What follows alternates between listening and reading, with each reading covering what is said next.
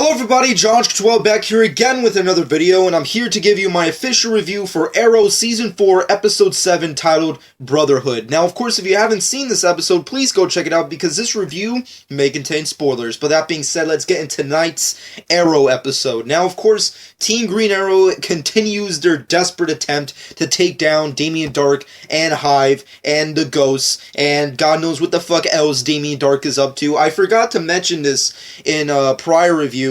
I think this happened last week. Apparently, Damien Darhk has Pandora's box, apparently. Now he has some kind of form or key into what people are speculating online, as far as I know, a key to Apocalypse. Now, I didn't mention this because I didn't really think about it at the time, but now that I've had some time to think about it, I really don't want to see that go down. Now, granted, we as an audience do not know the full extent as to what Damien Darhk has planned for the rest of the season, or what he has planned for the rest of this universe. We already know that there's a lot of wacky shit that's going to go down, you know, on The Flash. We have multiverse. Hell, we got to see Gorilla City last night. Spoilers.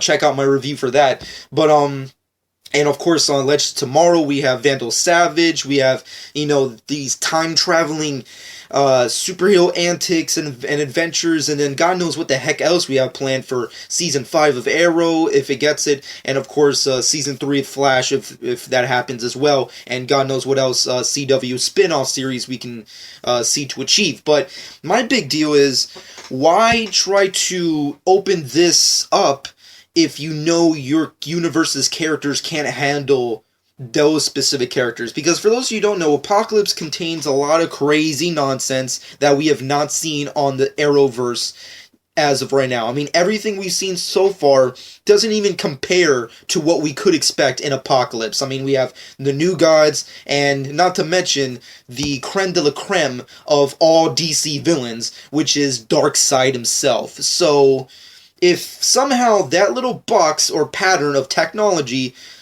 is a key to Apocalypse that Damien Darhk has, how is that going to factor into the show? And does that mean, will we ever see Apocalypse, the New Gods, or even Darkseid at any point in time in this series?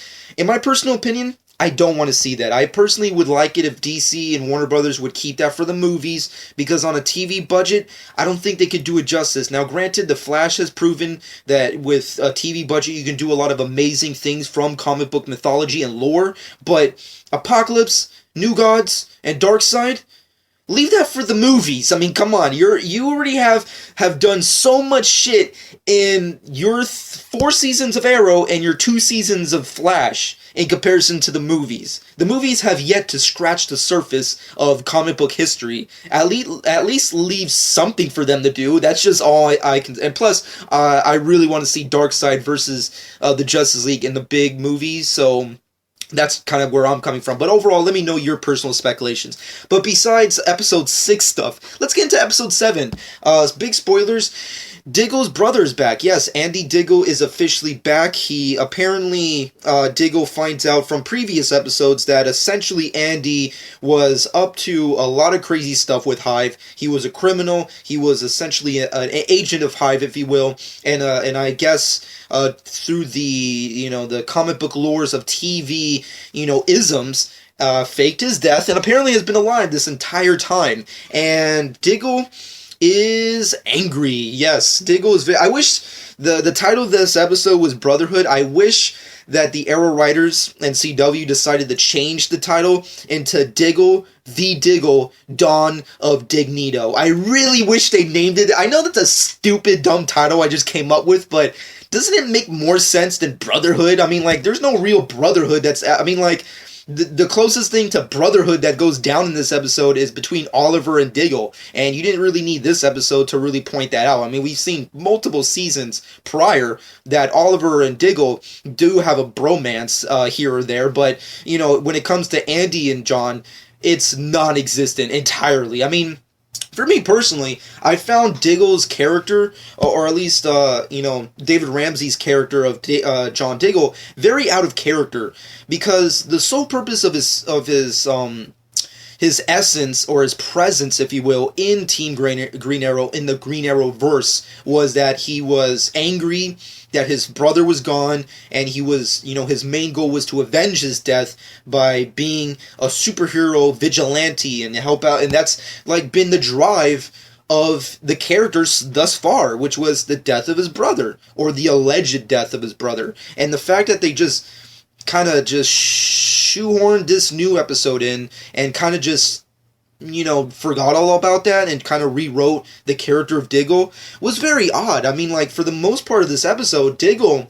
is really on the fence, and Team Arrow is more or less outside of the fence. They're trying to essentially bring Andy back from, trying to redeem him, if you will, get some kind of redemption for Andy, so Diggle could have some kind of happiness, even though he doesn't technically need any of that. I mean, like, he has a fucking wife that he married twice, he has a kid, I mean, like, fuck it. But at the end of the day, it's Team Green Arrow. When you're dealing with a CW/DC program, you should know that there's a dozen different kind of side stories that don't necessarily need to exist, but they're there, because what are you going to do, 23 episodes? There's a lot of shit that you need to throw and shoehorn in there while dealing with the Damien Dark problem, which is a legitimate problem within this episode. And if there are two things that stand out to me as being very epic and awesome for this episode that really, won me over, has to be the fight sequences. Number one, let's get it out there. The fight sequences were amazing.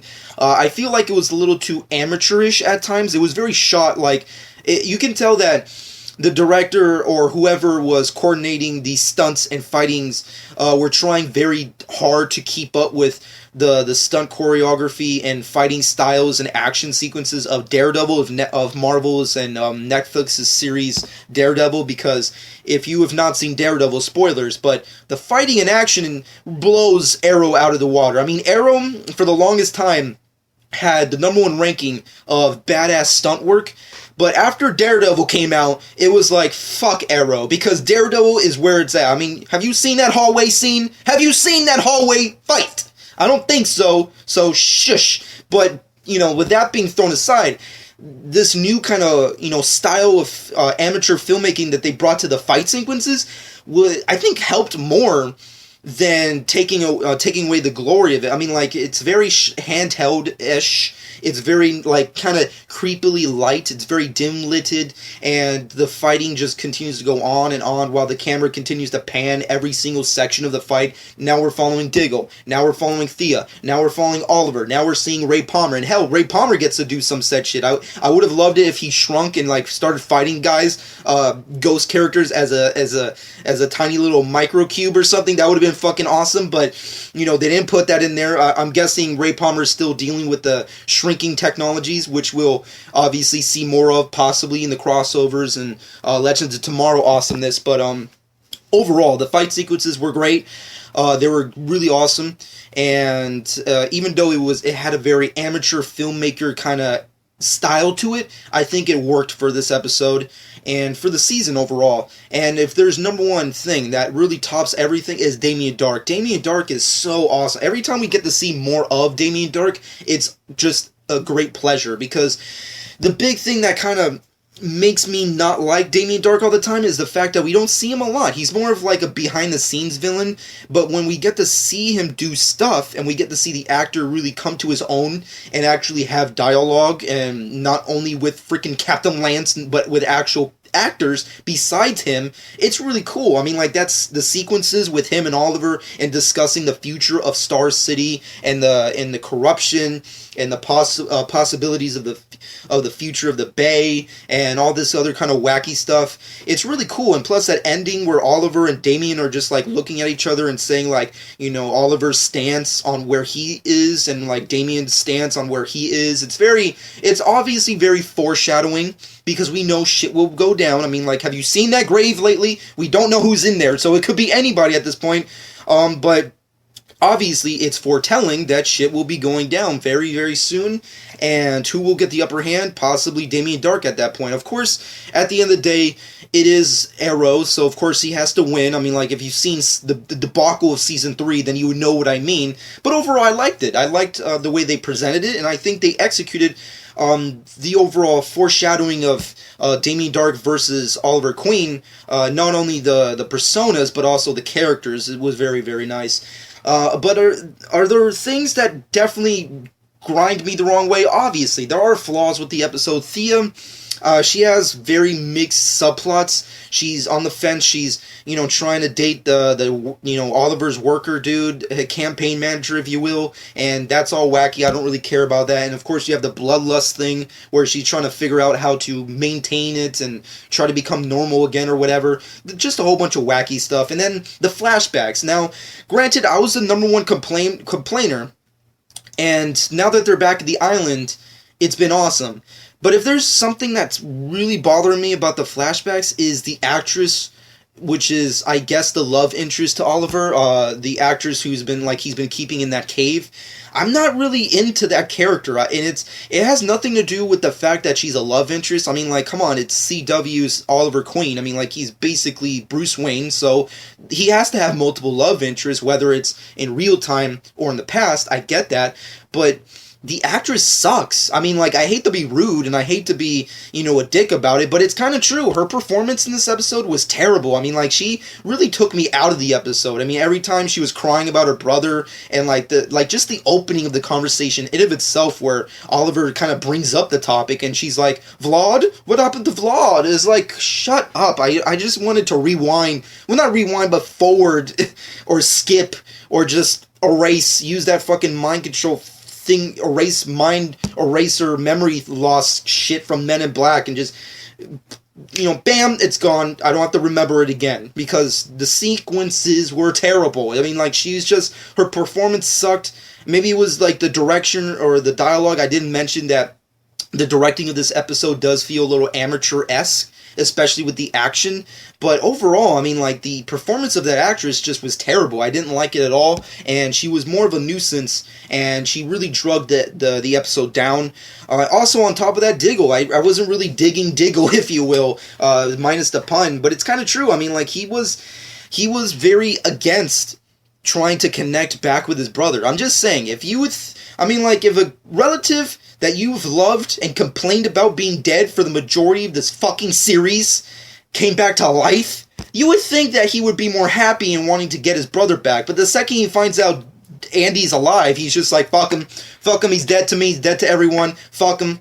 It's dude, you don't even know. I mean, even before they found out that the ghosts are being controlled by Damien Dark via pills, he still had that objective opinion.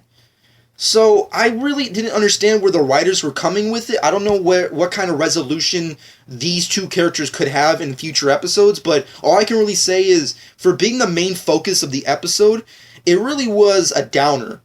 I think the Damien Dark versus Oliver Queen stuff, and not to mention the fight sequences, as amateur as they were really the superior form and point of view of the entire episode. I think those were really awesome. So with that being said, final verdict for this episode is a solid 6.5 out of 10. The only reason I say 6.5 is mostly due to the fighting sequences.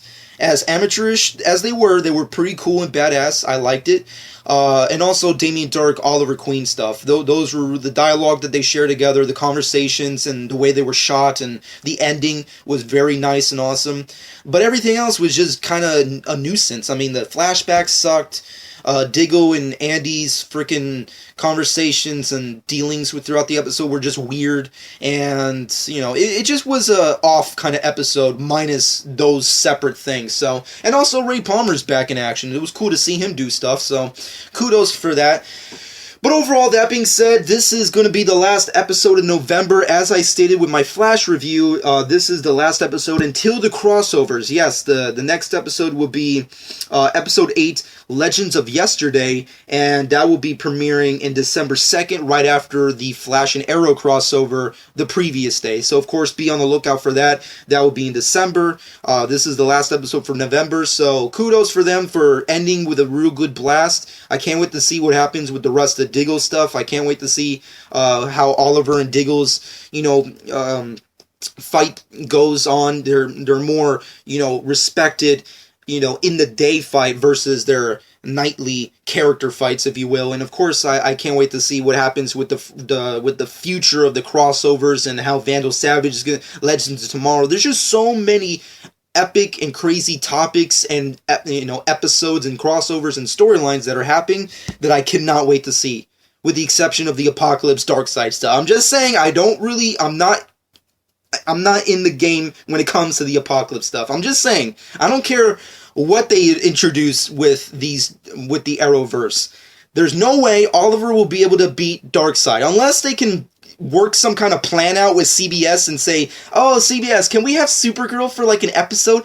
Okay, sure. Then maybe they can have some kind of formidable foe to team up with Team Arrow and Team Flash and Teams Legends of Tomorrow to take on Darkseid. But without that portion, without that super, powered character, I don't really see how that could ever be a factor. So we're definitely going to have to wait and see what happens. But that being said, comment below. Let me know what you personally think about this episode. Did you love it? Did you hate it? What did you think about Diggle and his brother's personal relationship? What do you think the future is for the crossovers? And your personal thoughts on Damien Dark v.